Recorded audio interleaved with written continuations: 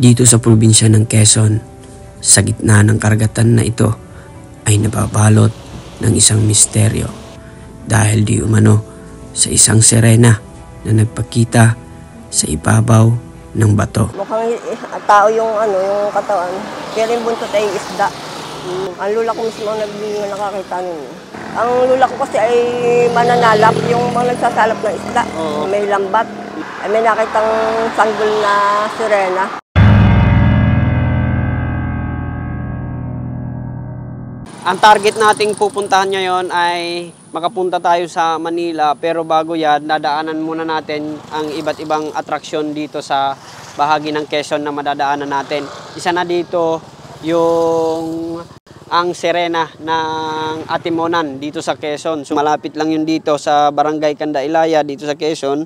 So isang oras na lang yung bibiyahin natin. So na-curious lang ako kung bakit merong sirena dito sa gilid ng dagat.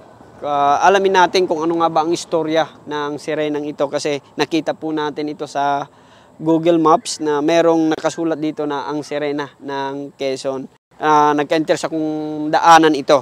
So maliban dyan, kung ano pa yung mga makikita natin dito, kasi gamit natin yung motor natin, ay ipapakita ko sa inyo yung ganda ng Quezon Province dito.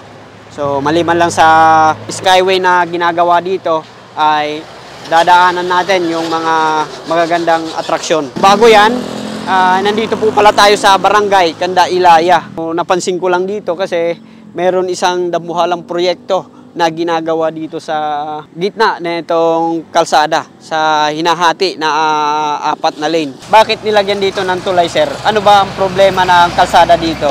Ang purpose niyan tulay na gawa nung nababahaan dyan sa Barangay Kanda Ibaba. Sa Barangay Kanda Ibaba. Kanda Ibaba? Ito Ilaya eh. Kanda Ilaya ito. Yung Kanda Ibaba. Kanda Ibaba. Na-stranded ang mga sasakyan dyan. Halos isang linggo. Higit pa. Hindi makadaan? Hindi. So kaya nilagyan ng skyway? So itong skyway na to, gaano ito kahaba? Mula sa anong barangay? Kanda Ilaya rin ito. Kanda Ilaya. Tapos papunta sa? Puntang Kalawag yan. Papuntang Kalawag? Binutas na. Binutas na? Doon ang pundo niyan. Binutas. Yung malaking tulay doon dilaan nyo. Yung mga posibleng dadaan doon sa itaas, anong mga sasakyan? Pwede ba yung mga motor? Pwede. Siguro pwede.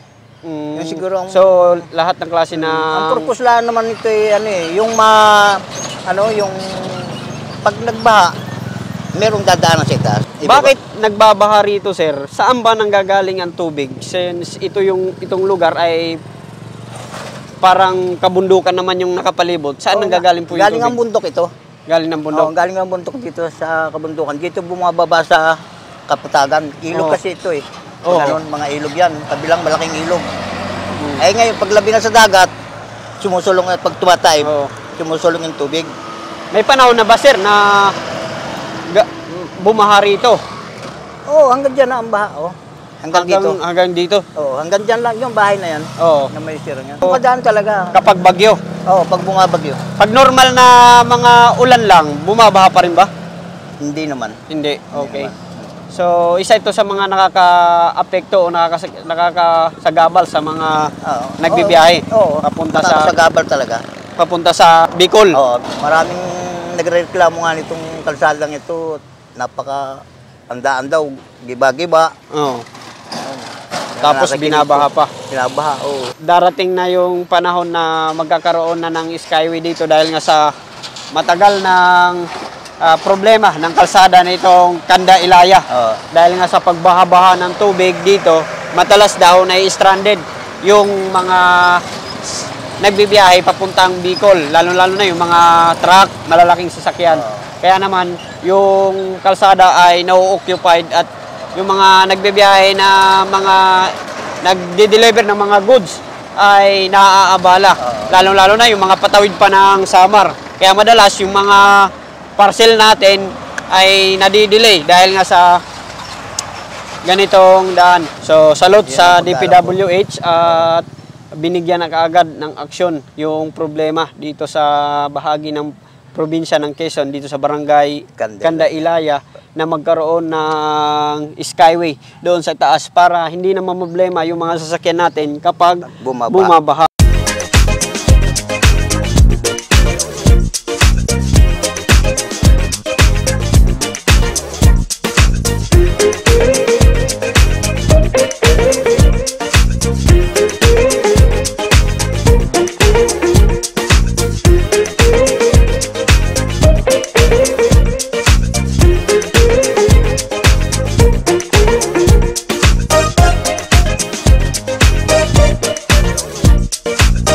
So yan, papunta na tayo sa Sirena ng Atimbonan. Ayan.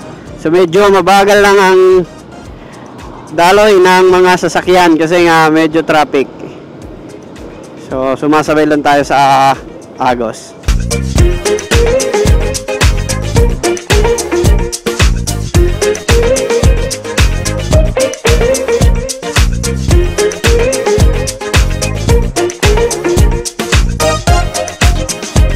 Nandito na po tayo sa tinatawag nilang ang Sirena ng Atimonan.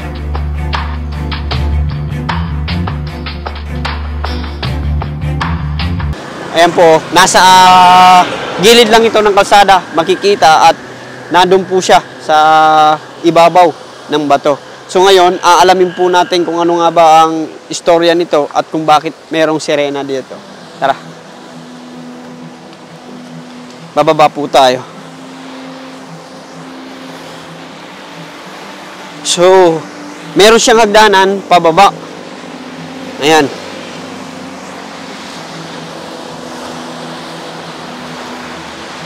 Makikita po natin yung dagat ay low tide na. Kaya yung dagat na umaabot hanggang dito ay pang humupa na. Kasi makikita naman natin na basa yung mga semento. So, ibig sabihin, hanggang dito yung tubig kanina. Tara, baba pa tayo. Yun. So, lalapitan po natin yung sirena. Ayan. So, buti na lang, walang tubig ngayon at humupa. Kung sakali tide pa, hindi tayo makakalapit. Ayan, oh. Ayan. So, kung titingnan natin doon sa ibabaw, sa gilid ng kalsada, maliit siya tingnan. Pero dito, sa malapitan, ay napakalaki. Tingnan nyo.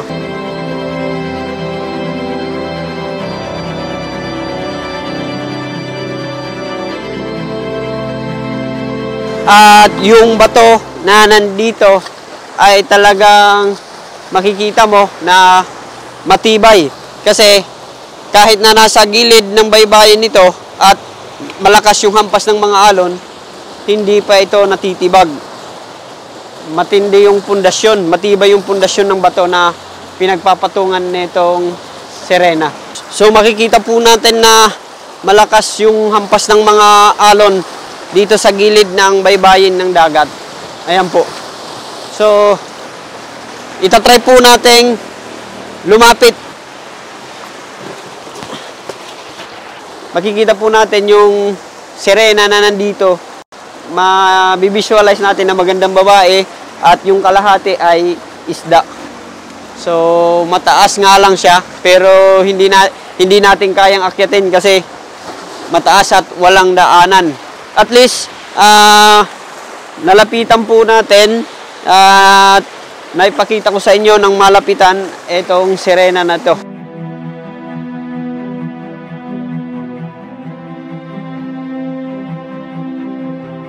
Ang lula ko kasi ay mananalap, yung mga nagsasalap ng isda, Oo. may lambat. Hmm. Ay sila yung napapunta doon sa party doon. Ay may nakitang sanggol na sirena. Hmm. Ay di, ano sila, naawa doon sa sanggol na sirena, pinakawalan nila. Pinakawalan nila yun. Yung Kaya mula noon ay sabi, ay di kami, may nanay yan. Ay di gumawa sila ng ano, Ng revolto. So, bilang alaala pala yan. Oh, bilang. Na mayroon diyang sirena dati na Mayatagpuan. napunta sa gilid. Opo. So, pinakawalan ng Yung mga tao na mga nandito na mangingisda. Baby pa yung sirena yun. Baby pa. Kaya sabi nung ano, ay siguro ito may nanay yan. Hindi gawa natin ng ano, ng revoltong nanay. Kaya nagkaroon ng So yun yung istorya niyan dyan. Oo. So, Ang lola ko mismo ang nakakita nun. ang lola. Lola ko. Matagal, ano na yun, matanda na yun. Talagang may history. Opo, Itong meron dyan. lugar dito. Anong barangay ito, Nay? Barangay Angeles. Timonan, Quezon. Atimunan, Quezon. Ayan, sila nanay. Ano Ayan, naman? ayan yung bahay nila. Diyan Opo. po sila nakatira at nandun lang yung sirena sa tapat ng kanilang bahay. May batuhan kasi doon sa parte doon na yun. O dyan, Oo, dyan napunta. Opo, yun na nila. So kaya dyan mismo Pinakawalan nilagyan ng nila. rebulto at dyan pinakawalan. Opo, pinakawalan kasi naawa sila doon sa ano, nag-iiyak kasi yung baby Serena. Maliit pa. Ayun. Mukhang tao yung ano, yung katawan. Pero yung buntot ay isda.